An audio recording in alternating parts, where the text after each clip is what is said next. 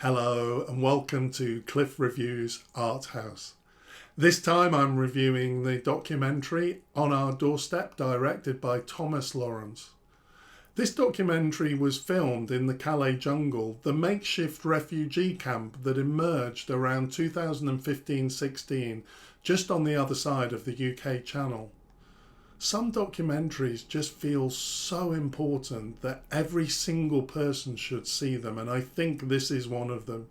We live in a time when many people think it's acceptable that the UK Home Secretary, Suella Braverman, one of the most senior ministers in the UK government, referred to an invasion of immigrants.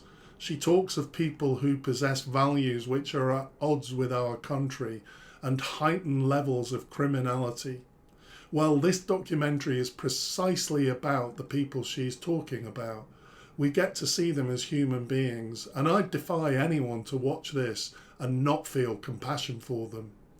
The documentary focuses on a group of volunteers who go to the camp because they feel that they just can't sit back and do nothing. I like how the documentary is really honest about the possible flaws in this. The volunteers reflect on whether they are actually helping, and there's a recognition that by helping to make the camp tolerable, they may be attracting more people to come to it and thus making the problem worse. Also, the documentary shows how at times the volunteers, who are there informally and not part of any formal NGO, end up doing things that might not always be safe. For example, in relation to fires in the camp. But despite these complexities at the human level, I can totally understand that people desperately needed help.